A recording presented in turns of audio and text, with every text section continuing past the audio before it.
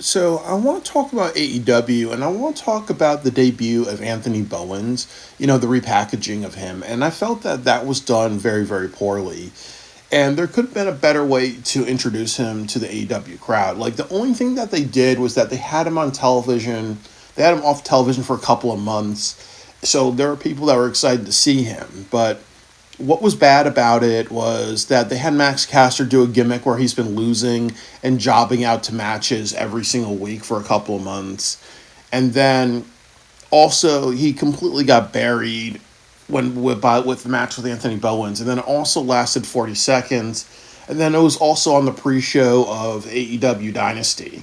It should have been like on the pay-per-view, even if you just like interjected it on the show somehow. If you're gonna like spend like a minute on it, it could have happened anytime.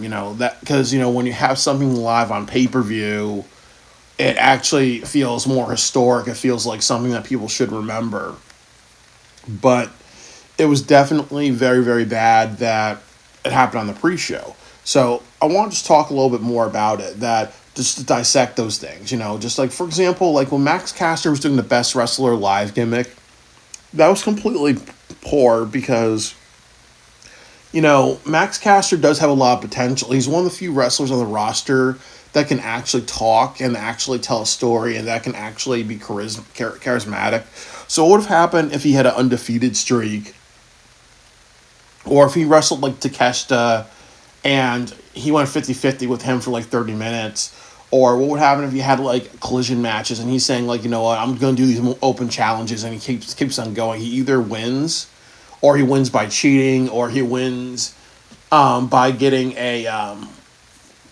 going to like 20 or 30 minutes, really. I think that that would have been a better thing for him. And then what would have happened if he had Anthony Bowens? They went for like, 20 minutes, and then and then like Bowens either wins, or you do something where you actually have Max Caster get squashed that one time, really, and then you say, hey, Max Caster should be on Ring of Honor, and you should be feuding over with I forgot his name, the guy who's holding the ROH TV championship. I think it's not Kalistigo.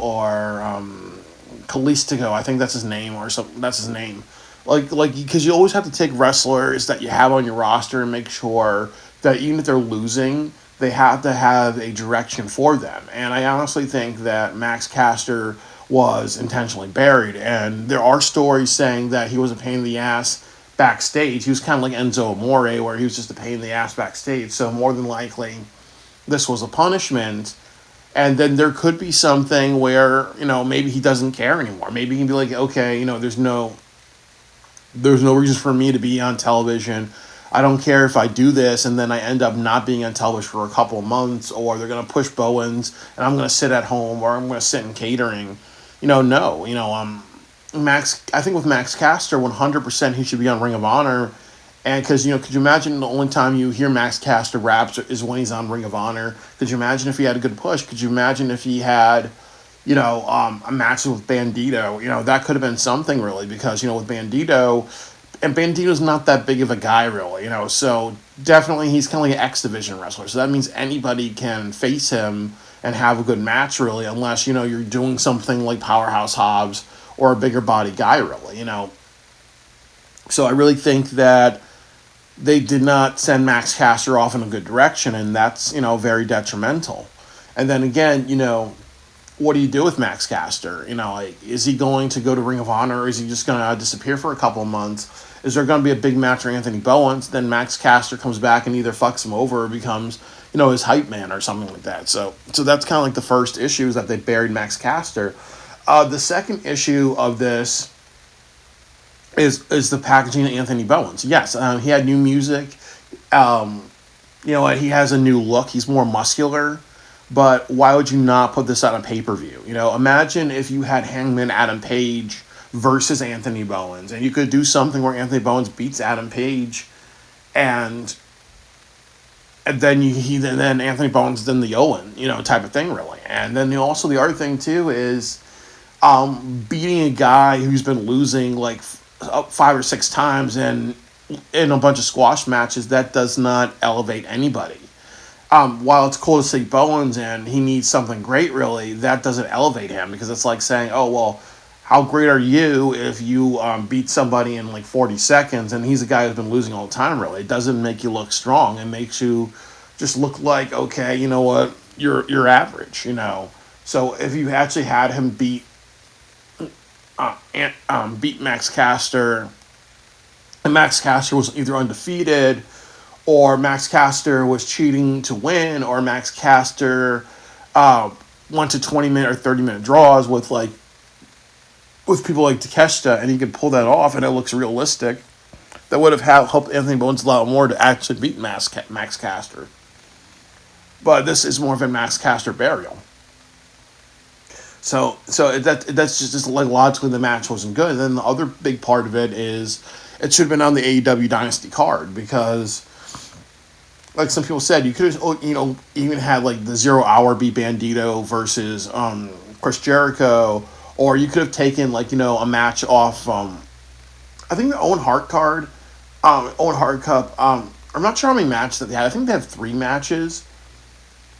So you could have easily taken like Kyle Fletcher and Mark Briscoe off of it. Even though Kyle Fletcher is a star, um, you could have taken 1 or 2 matches off the card and save them for main events of Dynamite or Collision, and you could have said, okay, we got to put Max Caster and Anthony Bowens because that's more significant. You're repackaging a guy. You want Anthony Bowens to be very successful with the company, and I really think he's going to get a strong push, really. But it's like the presentation of him being, the presentation was not good, and then also being on the 0 Hour, that's just not good as well, really, because most people don't watch it. And I heard that, and the story is they got a loud reaction, really, when that was shown. So you got like Miss Someone who gets a loud crowd pop, and then you also like have that on the 0 Hour. That's not good. And actually, I'll even tell you the story. Like I was at AEW Dynasty, and yes, I ran late really because I was getting like food, but I missed that as well, really, and that's not good, really, because something very significant, or you're repackaging a character and there's somebody that can actually be a star for the company, you don't do that. You look at John Cena when he was the Dr. Thugonomics. If he was at WrestleMania, if let's say if his debut or repackaging happened at a WrestleMania, they would not put him on the dark matches before WrestleMania. They would just put him on the show to be like, hey, look at this thing, because we really believe in this. So, like I've said, I just think that it was poorly executed. The way to do that is that they should have had him on the card. They should have had Anthony Bowens versus Max Caster on the card, and and then it should have been like maybe a 15-20 minute match. And I also think that he should have gave Max Caster a win streak, or sometimes a cheating streak, and sometimes a draw streak, because that would have made him a lot more believable.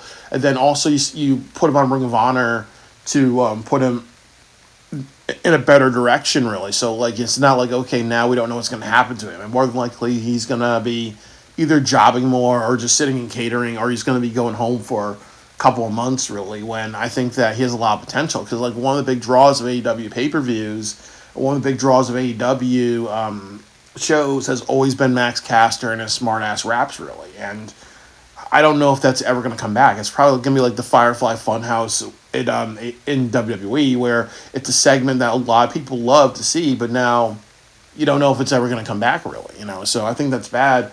But with Bowens, like I've said, that he needs to be protected. He can do a lot of great for the company, and as somebody who's gay and black, it's just, it means a lot for him to get pushed, and the company seems to be behind him. He should be one of those people that should be, just like Mark Briscoe, or Nyla Rose. He should be one of those people in the heavyweight championship picture, or be built towards that, or Kyle Fletcher. He's one of those people that can be bigger stars for AEW if they push them well, and it's really a sensitive subject matter, because he can be a person that matters, or he can be a person that's just lost on the roster, and that should not be Anthony Bowens. I really think that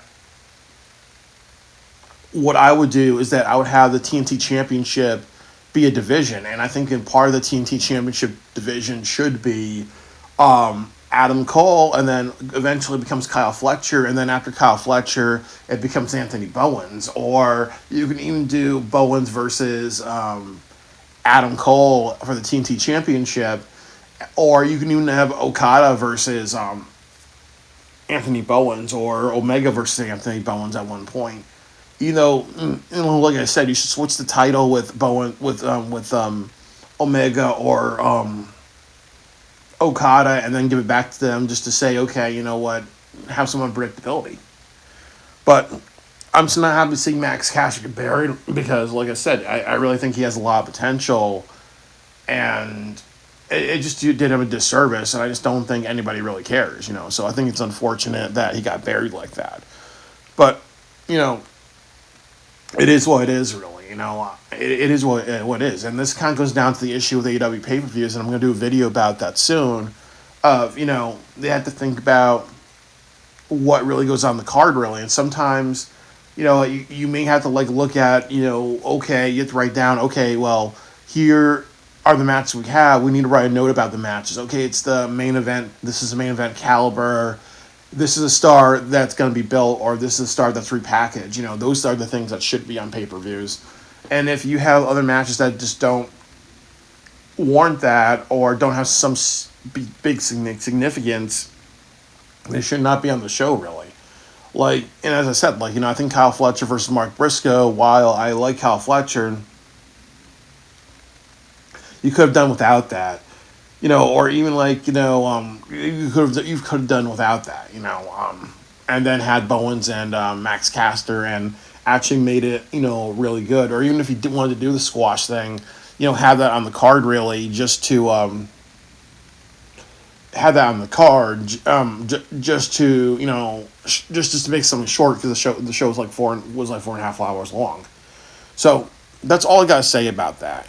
So I think that people need to understand the packaging was not done that well. It was one thing that was good, but it was like a C minus. It worked, but not in the biggest way that they could possibly do it.